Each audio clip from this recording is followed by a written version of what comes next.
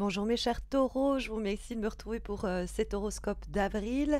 Certains d'entre vous célébreront leur anniversaire ce mois-ci. Je vous souhaite de démarrer le meilleur cycle possible, qui vous soit le plus épanouissant possible.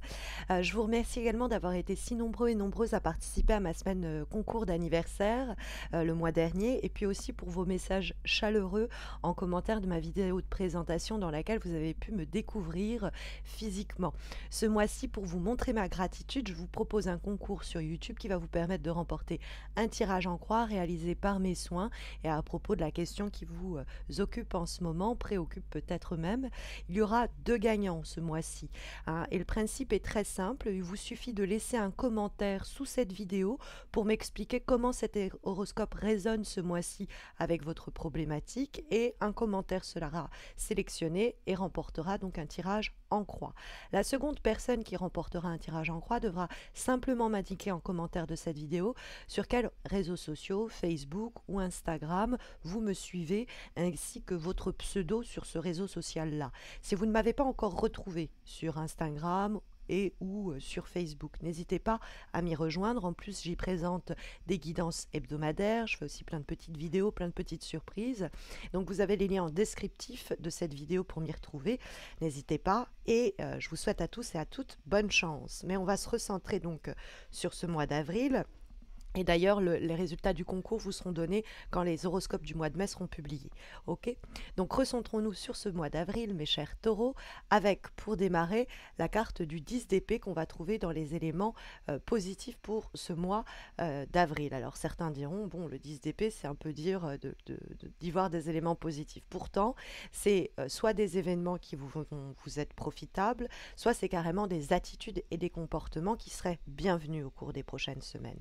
Et la carte du 10 d'épée peut donc à prime abord sembler négative parce que c'est la fin d'une situation. C'est quelque chose qui se termine et c'est mieux ainsi parce que ça peut être l'idée de la fin d'une situation éprouvante, le 10 d'épée, hein, une situation qui était désastreuse. Il y a eu des événements qui se sont produits qui peuvent être ressentis comme des pertes ou des échecs ou des accidents, des trahisons, et donc il y a l'idée d'avoir été victime d'une situation ou qu'on a essayé ou qu'on essaiera au mois d'avril de nous rendre victime d'une situation. Il y a un événement qui est sur le point de se produire, qui est à venir, et on pourrait vous blâmer pour cela.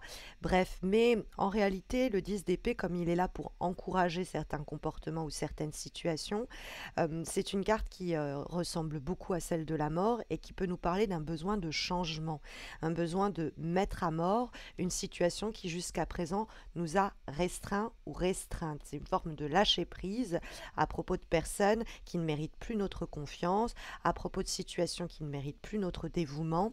C'est accepter que cette relation, cette situation, ce projet est en train de rencontrer un cul-de-sac, qu'il y a une impasse à ce propos-là, que quelque chose ne marche pas, que quelque chose cloche, et qu'il nous serait peut-être mieux de passer notre chemin.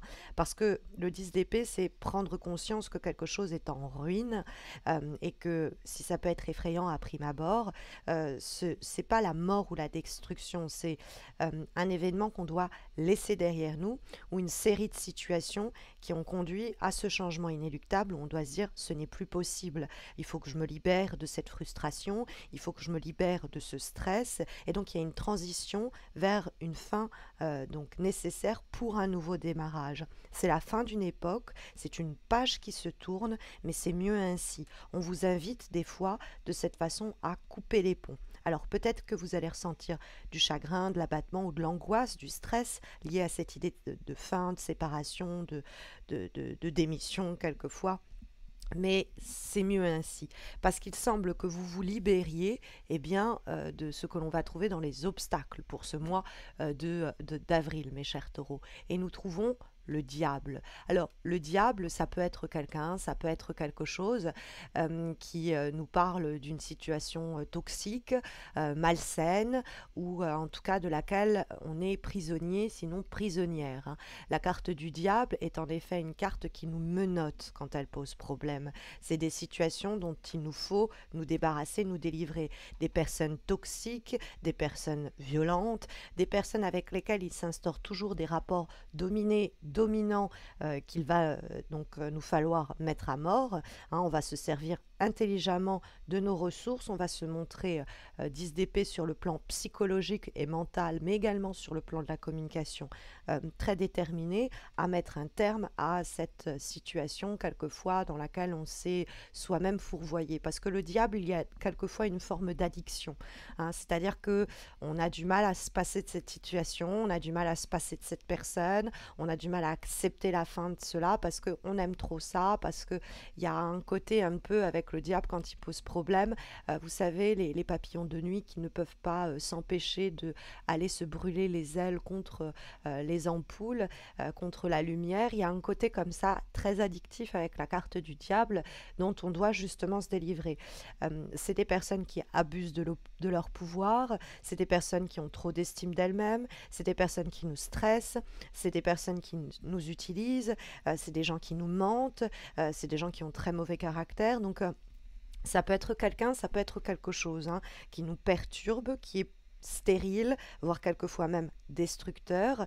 Et donc il y a, avec la carte du 10 d'épée et le diable dans les obstacles, l'idée que ces situations difficiles, ces schémas de dépendance éventuels, ces vampires énergiques et psychiques, eh bien c'est à ça que vous devez mettre un terme. Vous vous rendez compte peut-être que euh, vous êtes piégé dans cette situation et que la seule bonne décision à prendre, c'est de détacher les chaînes qui vous lient à cette situation, sinon peut-être même à cette personne, hein.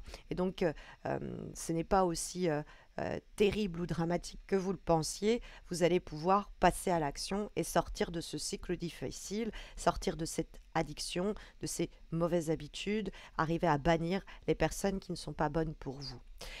C'est peut-être aussi identifier rapidement les personnes qui cherchent un certain profit ou qui cherchent à nous utiliser ou qui cherchent simplement leur bon plaisir sans derrière prendre soin de nous. Et donc c'est aussi arriver à mettre un terme à cela. Parce qu'il y a le besoin de prendre très clairement les choses en main quand on trouve la carte du chariot en guise de vibration. Ça c'est votre objectif mes chers taureaux pour le mois. Ça ne devrait pas être trop dur pour vous, hein, puisqu'on va avoir en plus une discussion avec la force qui va s'effectuer. Ça ne devrait pas être trop dur parce que la carte du chariot est une lame qui est très directive, qui sait, on va dire, prendre des problématiques à bras le corps et les faire avancer. Et quand on trouve la force après en guise de direction, on peut comprendre que vous avez les ressources, la force intérieure, la confiance en vous, la jugeote pour arriver à mettre en mouvement cette fin-là, cette finalité-là. Hein, on ne va pas s'enliser dans cette situation, on va entreprendre. On va prendre le problème à bras le corps pour le faire rapidement avancer, hein, de sorte à ce que les problèmes du diable viennent à disparaître. Par exemple, si vous cherchez un boulot, c'est la fin d'une époque difficile où matériellement, économiquement, vous étiez en situation délicate, vous allez pouvoir vous faire avancer vous-même professionnellement, c'est-à-dire que vos actions, vos efforts vont permettre la concrétisation de vos projets, hein. C'est une très bonne carte pour trouver du travail, la carte du chariot. On pourrait faire aussi une conquête au cours d'un déplacement ou avec quelqu'un qui vient nous séduire. Méfiez-vous, hein, parce qu'avec la carte du diable et de la force, on pourrait avoir des rapports sexuels mais qui ressemblent à plus à des aventures et il vaut mieux mettre un terme à tout cela dans ce cas-là, hein. C'est une situation qui pourrait échapper à votre contrôle et être avec des personnes trop égoïstes et donc justement qui nous retardent et c'est ces personnes-là qu'il faut laisser derrière, hein.